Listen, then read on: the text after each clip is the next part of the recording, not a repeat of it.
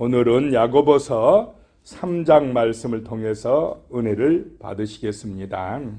야고보서는 믿음과 행함은 하나다라고 강조하고 있습니다. 잘못 오해하면 야고보서는 믿음은 별로 안 중요하고 행함만 중요하다, 마치 행함으로 구원받을 것처럼 그렇게 오해하면 안 됩니다. 야고보서는 믿음을 강조합니다. 그 믿음이, 예수를 믿는 믿음이 있으면 당연히 그 열매, 행함의 열매가 나타난다라고 하는 것입니다. 그 행함으로 믿음의 열매가 나타나야 되는데, 그 열매 중에서 가장 또 큰 열매 중에 하나가 무엇이냐? 입술의 열매다라고 하는 것입니다. 그 마음에 예수가 있으면, 그 마음에 진실한 믿음이 있으면 입술로 나타난다. 입술의 열매가 온전하게 나타나야 된다라고 하는 말씀을 하고 있습니다. 그래서 이 말에 실수가 없도록 조심하라라고 하는 그런 말씀입니다. 1절에요. 내 형제들아, 너희는 선생된 우리가 더 큰 심판을 받을 줄 알고 선생이 많이 되지 말라. 내 형제들아, 예수 믿는 성도들아, 이 말입니다. 성도들이 말하는 것, 말에 실수하고, 안 믿는 세상 사람들의 말에 실수하고, 하나님이 만약에 징계를 하실 때 누구 말을 더 잘못했을 때 징계를 하겠습니까? 성도들의 말을 더 징계하겠다, 이 말입니다. 세상 사람은 마음에 믿음이 없어요. 하나님 없으니까 아무 말이나 짓거려대지만은 성도는 그러면 됩니까? 안 됩니까?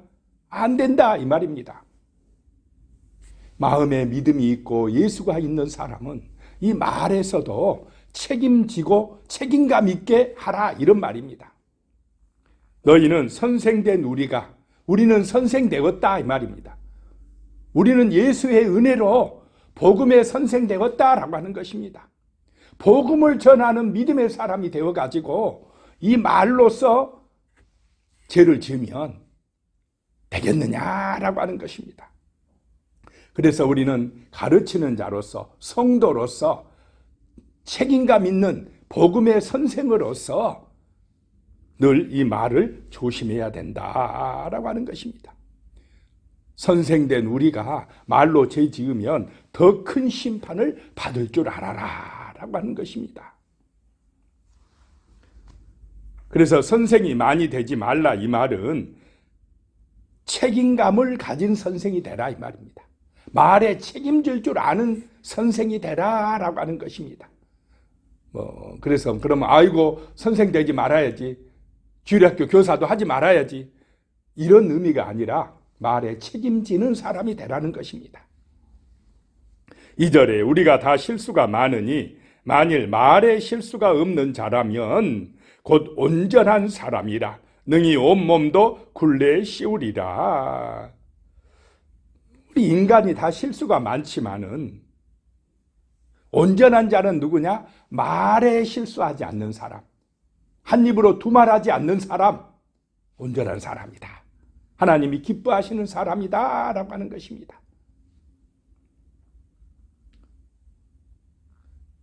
능히 온몸도 굴레 씌우리라. 사람의 인생이 뭐에 달려 있습니까? 그 사람이 하는 말에 달려 있습니다. 그 사람이 어떤 사람이냐, 좋은 사람이냐 나쁜 사람이냐, 그 말하는 것, 말에 책임지느냐 안 하느냐, 거기에 달려 있습니다. 말하는 것 들어보면 그 마음속에 무엇이 들어있는지 금방 드러난다는 것입니다. 그래서 잠언서 18장 21절에는 죽고 사는 것이 혀의 힘에 달렸나니, 그런 말씀이 있습니다. 사람이 죽고 사는 것이 이 혀의 권세에 달려있다라고 하는 것입니다. 말을 어떻게 하느냐에 따라서 그 영혼이, 그 사람이 살기도 하고 죽기도 한다라고 하는 것입니다. 이 입술 가지고, 말 가지고 저주를 불러오기도 하고 축복을 불러오기도 한다라고 하는 것입니다. 그래서 말을 조심해라, 신중하게 하라 라고 하는 말씀입니다. 3절에 보니까 우리가 말들의 입에 재갈 물리는 것은 우리에게 순종하게 하려고 그 온몸을 제어하는 것이라. 그냥 훈련되지 않는 말 사람이 길들일 수가 있습니까? 길들일 수 있지만은 이렇게 사람 말 잘 안 듣는다 이 말입니다. 그럴 때 힘으로 하면 사람이 말한테 이길 수가 없습니다. 그런데 입에 재갈을 먹이면 이제 사람의 뜻대로 말을 이끌 수가 있다라고 하는 것입니다. 우리에게 순종하게 하려고 그 온몸을 제어하는 것이다. 이게 말들의 입에 재갈 먹이듯이 우리 입술에도 이 재갈 같은 거 먹여서 함부로 뭐 하지 말라요? 말하지 말라. 함부로 말하지 말라. 함부로 말하는 것은 내 몸에 해가 되는 것이다. 내 인생에 해가 되는 것이다. 라고 하는 것입니다.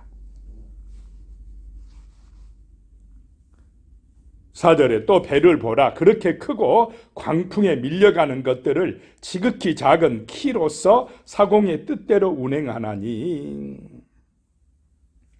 그 큰 배를 그 작은 키로서 어떻게 합니까? 배를 조종을 한다. 운행을 한다. 라고 하는 것입니다. 작은 키가 중요하다. 라고 하는 것입니다. 그 키는 작은 것이로되 배를, 그 큰 배를 운행한다. 라고 하는 것입니다. 5절에 이와 같이 혀도 작은 지체로되 큰 것을 자랑하도다. 보라 얼마나 작은 불이 얼마나 많은 나무를 태우는가. 사람의 정말 인생의 축복과 저주가 이 말 한마디에 달려있다라고 하는 것입니다. 그 키가 작은 것이로되 큰 배를 운행하듯이 이 말이 작은 말이라 할지라도 이 말이 내 인생을 결정하고 만다 이 말입니다. 말 때문에 큰 어려움에 빠지기도 하고 말 때문에 인생이 정말 힘들어지기도 한다라고 하는 것입니다. 이 말을 잘하면 또 인생이 아름다워지고 축복으로 가게 되어진다는 것입니다. 6절에 혀는 곧 불이요 불의의 세계라. 혀는 우리 지체 중에서 온몸을 더럽히고 삶의 수레바퀴를 불사르나니 그 사르는 것이 지옥불에서 나느니라. 자, 사람들이 말을 할 때 그냥 모여서 하는 얘기들 한번 들어보시기 바랍니다. 모였다 하면 이야기들을 막 하는데 좋은 얘기들을 많이 합니까? 안 좋은 얘기들을 많이 합니까? 막 남을 축복하고 세워주고 정말 칭찬해주고 격려해주고 사랑의 말을 하고 그런 말들을 많이 합니까? 사람들이 남 욕하는 얘기를 많이 하는 경우가 많아요. 남 욕하는 거. 나는 잘하고 누구는 못한다. 시기 질투가 있어가지고 그런 얘기들을 많이 하면 그거는 불의의 세계라는 것입니다. 그 말을 많이 할수록 남이 망하는 것이 아니라 누가 망한다는 것입니까? 내가 망한다는 것입니다. 그 말을 누가 듣느냐? 저주하는 말, 막 남을 욕하는 말, 안 좋은 말 누가 시키는 것입니까? 그거는 마귀가 시키는 거다 이 말입니다. 하나님이 시키는 것은 아니다 이 말입니다. 그래서 불의의 세계다 이 말은 사단의 세계다 이 말입니다. 그런 말은. 그래가지고 그런 혀는 불과 같아가지고 작은 말 한마디가 그냥 큰 나무숲을 다 태워버리듯이 그 작은 말 한마디 때문에 어떻게 되느냐? 온 몸을 더럽히고 삶의 수레바퀴를 불사르나니, 여기서 삶의 수레바퀴는 원어적인 뜻에는 족보 하나를 망가뜨린다라고 하는 것입니다. 그 말 때문에 가문이 멸망해 버린다는 것입니다. 나만 멸망하는 게 온 우리 가족 가문이 그 말 때문에 망해간다는 것입니다. 내가 말 잘못해갖고 내 자손들까지 해가 된다면 그게 얼마나 어리석은 것입니까? 말을 잘해야 된다 이 말입니다. 하나님이 기뻐하시는 말의 열매. 그래서 행함 중에 정말 제일 중요한 것이 이 입술의 열매인 줄로 믿으시기 바랍니다. 말을 잘해라. 그것이 중요하다라고 하는 것입니다. 정말 쓸데있는 말을 하라는 말, 이런 말입니다. 사람을 살리는 말을 하라는 것입니다. 은혜 되는 말을 하라는 것입니다. 이런 말을 안 하려면 그냥 입 다물고 있는 것이 훨씬 낫다라고 하는 것입니다.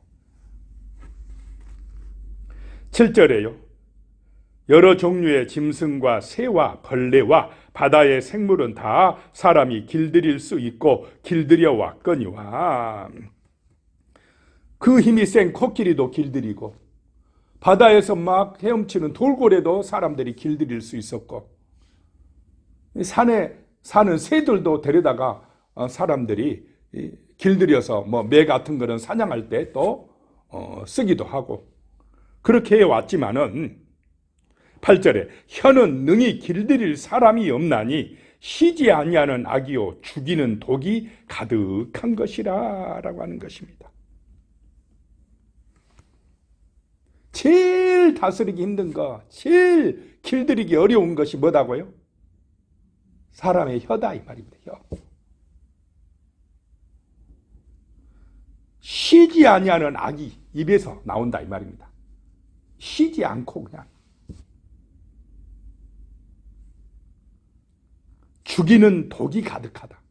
사람 죽인다 이 말이에요. 이 말로 사람을 죽인다는 것입니다. 그래서 정말 말은 조심해야 된다. 그냥 나오는 대로 말하면 큰일 난다 라고 하는 것입니다. 그래서 그리스도인들의 지혜는 뭐냐? 누가 지혜로운 사람이냐? 이 혀를 다스릴 줄 아는 사람이 지혜로운 사람입니다. 믿음 있는 사람이다 라고 하는 것입니다. 9절에요. 이것으로 우리가 주 아버지를 찬송하고 또 이것으로 하나님의 형상대로 지음받은 사람을 저주하나니 어떻게 한 입으로 두 말하는 그런 일이 있을 수 있느냐? 유대인들은 습관적으로 하나님은 찬양 받으실 분이라고 말합니다. 하나님 영광 받아 주시옵소서. 할렐루야 뭐 이래 놓고는 금방 그 입을 가지고 남 욕하고 저주하고 어떻게 그럴 수가 있느냐라고 하는 것입니다. 금방 예배 드린다고 해놓고는 나가가지고는 또 쓸데없는 말하고 남 비방하고 욕하고 그러면 우리에게 더 큰 심판이 있으리라 라고 말씀하고 있습니다.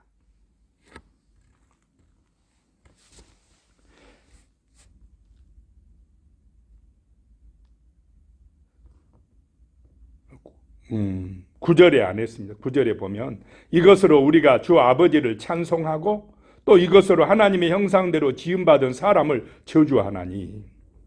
자, 하나님을 찬송하고 또 하나님의 형상대로 창조된 인간을 저주하면 누구를 저주하는 것이 돼버립니까? 하나님 저주하는 것이 돼버린다는 것입니다. 이것은 마땅하지 아니하다. 11절에요. 샘이 한 구멍으로 어찌 단물과 쓴물을 내겠느냐.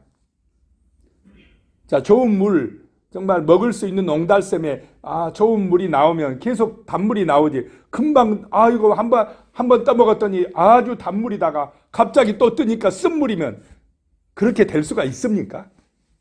그는 있을 수가 없는 일이라는 것입니다. 12절에 내 형제들아 어찌 무화과 나무가 감람 열매를 맺을 수가 있고 포도나무가 무화과를 맺겠느냐. 이와 같이 짠물이 단물을 내지 못하느니라. 무화과 나무에서는 무화과 열매가 맺을 수밖에 없는 것이지 무화과 나무인데 거기에 감람나무 열매를 맺는다. 이거는 이상한 거고 잘못된 거다라고 하는 것입니다. 짠물을 냈다. 금방 단물을 냈다. 그럴 수는 없다는 것입니다. 우리의 입술은 우리의 마음에는 하나님의 은혜가 거하심으로 예수 그리스도의 사랑이 함께 하심으로 진정한 믿음이 있으므로 우리의 입술에서는 단물이 나오는 아름다운 입술 되시기를 축복합니다. 말의 열매가 중요하다는 거 잊지 마시기 바랍니다. 13절에요. 너희 중에 지혜와 총명이 있는 자가 누구냐? 그는 선행으로 말미암아 지혜의 온유함으로 그 행함을 보일지니라. 지혜의 총명이 있는 사람은 선행으로 그 행함으로 나타난다. 특별히 말해서 나타난다라고 하는 것입니다. 14절에요. 그러나 너희 마음속에 독한 시기와 다툼이 있으면 자랑하지 말라. 진리를 거슬러 거짓말하지 말라라고 하는 것입니다.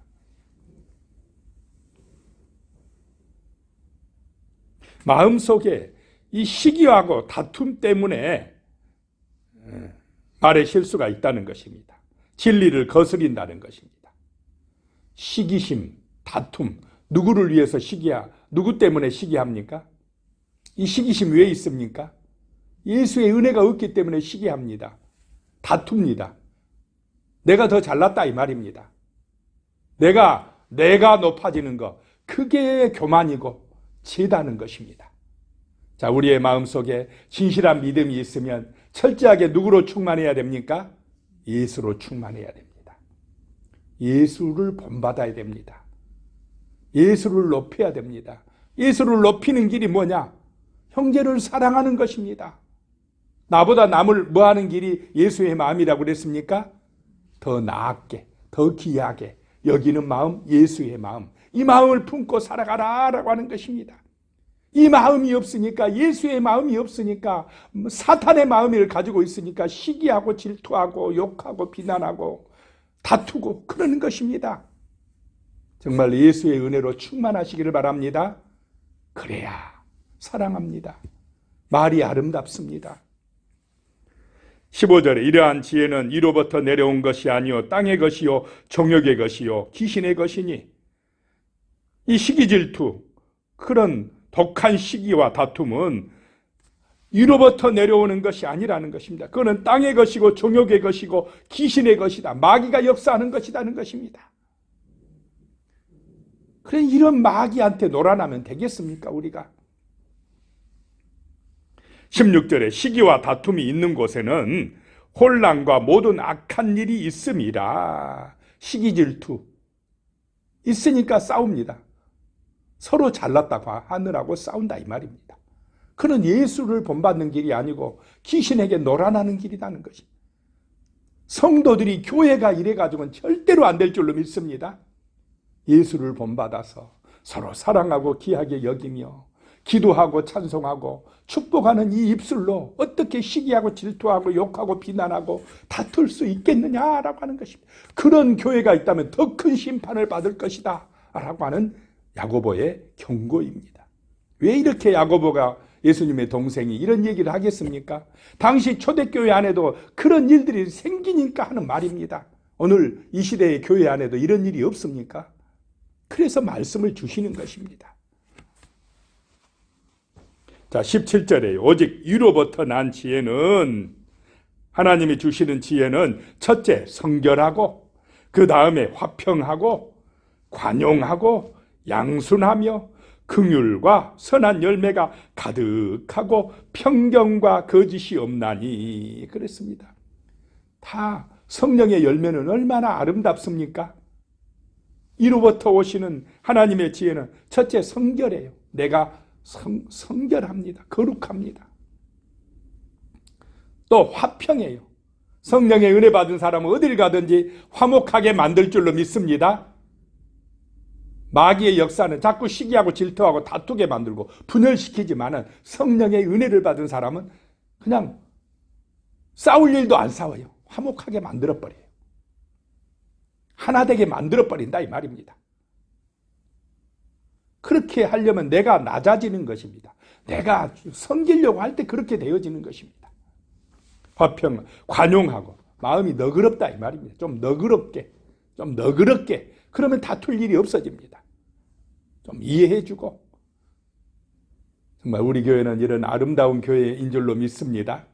우리 성도님들은 정말 귀한 성도님들입니다. 너무 마음이 정말 아름다워요.